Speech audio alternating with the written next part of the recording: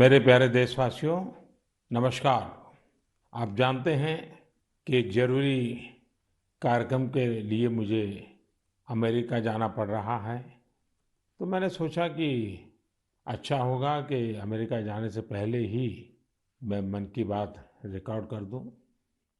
सितंबर में जिस दिन मन की बात है, उसी तारीख को एक और महत्वपूर्ण दिन होता है।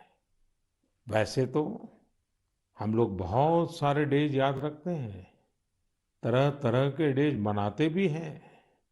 और अगर अपने घर में नौजवान बेटे बेटी हो, अगर उनको पूछोगे तो पूरे साल भर के कौन से डे कब आते हैं आपको पूरी सूची सुना देंगे। लेकिन एक और डे ऐसा है जो हम सबको याद रखना चाहिए। और ये डे ऐसा है जो भारत की परंपराओं से बहुत सुसंगत है। सदियों से जिस परंपराओं से हम जुड़े हैं, उससे जोड़ने वाला है। ये है वर्ल्ड रिवर डे, यानी विश्व नदी दिवस। हमारे यहाँ कहा गया है, पिबन्ति नद्यः स्वयमेव नाम्भः। अर्थात नदियां अपना जल खुद नहीं पीती, बल्कि परोपकार के लिए देती है।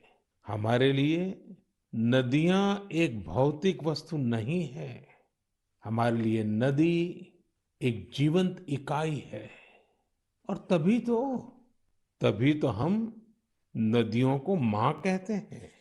हमारे कितने ही पर्व हो, त्योहार हो, उत्सव हो, उमंग हो, ये सभी हमारी इन माताओं की गोद में ही तो होते हैं। आप सब जानते ही हैं, माघ का महीना आता है तो हमारे देश में बहुत लोग पूरे एक महीने माँ गंगा या किसी और नदी के किनारे कल्पवास करते हैं। अब तो ये परंपरा नहीं रही, लेकिन पहले के जमाने में तो परंपरा थी कि घर में स्नान करते हैं तो भी नदियों का स्मरण करने की परंपरा आज भले लुप्त हो गई हो या कहीं बहुत अल्प मात्रा में बची हो, लेकिन एक बहुत बड़ी परंपरा थी जो प्रातः में ही स्नान करते समय ही विशाल भारत की एक यात्रा करा देती थी। मानसिक यात्रा, देश के कोने कोने से जुड़ने की प्रेरणा बन जाती थी। और वो क्या था, भारत में स्नान करते समय एक श्लोक बोलने की परंपरा रही है। गंगे च यमुने चैव गोदावरी सरस्वती नर्मदे सिंधु कावेरी जले अस्मिन सन्निधि कुरु।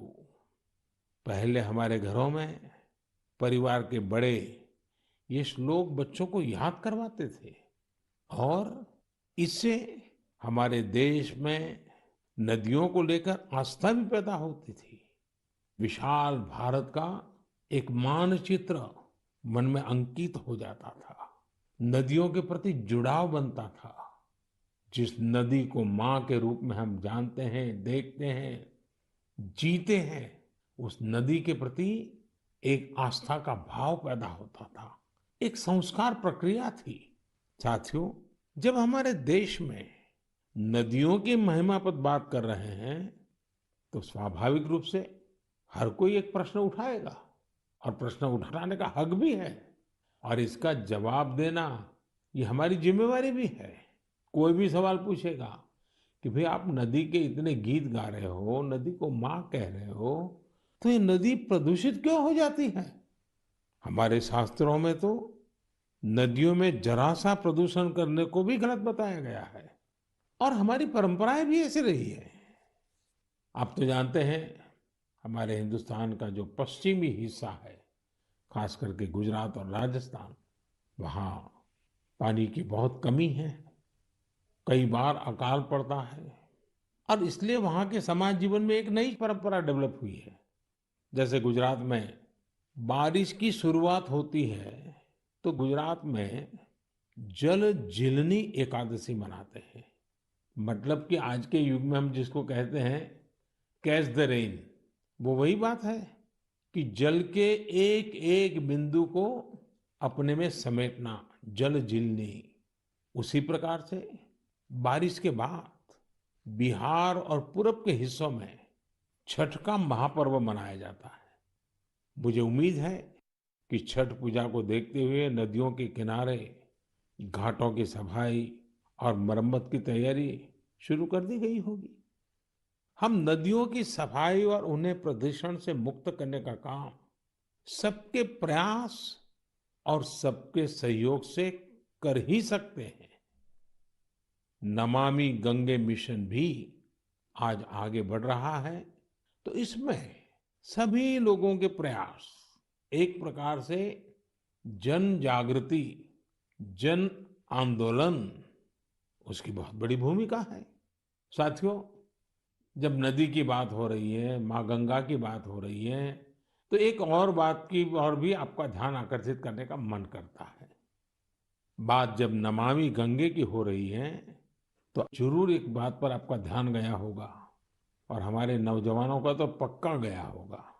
आजकल एक विशेष ई ऑक्शन, ई नीलामी चल रही है। ये इलेक्ट्रॉनिक नीलामी उन उपहारों की हो रही है जो मुझे समय समय पर लोगों ने दिए हैं। इस नीलामी से जो पैसा आएगा वो नमामि गंगे अभियान के लिए ही समर्पित किया जाता है। आप जिस आत्मीय भावना के साथ मुझे उपहार देते हैं, उसी भावना को ये अभियान और मजबूत करता है। साथियों, देश भर में नदियों को पुनर्जीवित करने के लिए, पानी की स्वच्छता के लिए सरकार और समाज सेवी संगठन निरंतर कुछ न कुछ करते रहते हैं। आज से नहीं, दशकों से ये चलता रहता है। कुछ लोग तो ऐसे कामों के लिए अपने आप को समर्पित कर चुके होते हैं और यही परंपरा, यही प्रयास, यही आस्था हमारी नदियों को बचाए हुए है। और हिंदुस्तान के किसी भी कोने से जब ऐसी खबरें मेरे कान पे आती हैं, ऐसे काम करने वालों के प्रति एक बड़ा आदर का भाव मेरे मन में जगता है और मेरा भी मन करता है कि वो बातें आपको बताऊं। आप देखिए, तमिलनाडु के वेल्लोर और तिरुवन्नामलाई जिले का एक उदाहरण देना चाहता हूँ। यहाँ एक नदी बहती है, नागा नदी। अब ये नागा नदी बरसों पहले सूख गई थी। इस वजह से वहां का जलस्तर भी बहुत नीचे चला गया था। लेकिन वहां की महिलाओं ने बीड़ा उठाया कि वो अपनी नदी को पुनर्जीवित करेगी। फिर क्या था, उन्होंने लोगों को जोड़ा, जन भागीदारी से नहरें खोदी, चेक डैम बनाए, रिचार्ज कुएं बनाए। आपको भी जानकर के खुशी होगी साथियों कि आज वो नदी पानी से भर गई है। और जब नदी पानी से भर जाती है ना, तो मन को इतना सुकून मिलता है। मैंने प्रत्यक्ष इसका अनुभव किया है। आप में से बहुत लोग जानते होंगे कि जिस साबरमती के तट पर महात्मा गांधी ने साबरमती आश्रम बनाया था, पिछले कुछ दशकों में ये साबरमती नदी सूख गई थी। साल में 6-8 महीने पानी नजर ही नहीं आता था। लेकिन नर्मदा नदी और साबरमती नदी को जोड़ दिया, तो अगर आज आप अहमदाबाद जाओगे तो साबरमती नदी का पानी ऐसा मन को प्रफुल्लित करता है। इसी तरह बहुत सारे काम, जैसे तमिलनाडु की हमारी ये बहनें कर रही हैं, देश के अलग अलग कोने में चल रहे हैं। मैं तो जानता हूँ कई हमारे धार्मिक परंपरा से जुड़े हुए संत हैं, गुरुजन हैं, वे भी अपनी आध्यात्मिक यात्रा के साथ साथ पानी के लिए, नदी के लिए बहुत कुछ कर रहे हैं। कई नदियों के किनारे पेड़ लगाने का अभियान चला रहे हैं, तो कहीं नदियों में बह रहे गंदे पानी को रोका जा रहा है।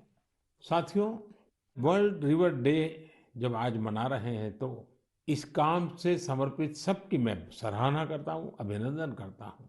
लेकिन हर नदी के पास रहने वाले लोगों को, देशवासियों को मैं आग्रह करूंगा कि भारत में कोने कोने में साल में एक बार तो नदी उत्सव मनाना ही चाहिए। मेरे प्यारे देशवासियों, कभी भी छोटी बात को, छोटी चीज को छोटी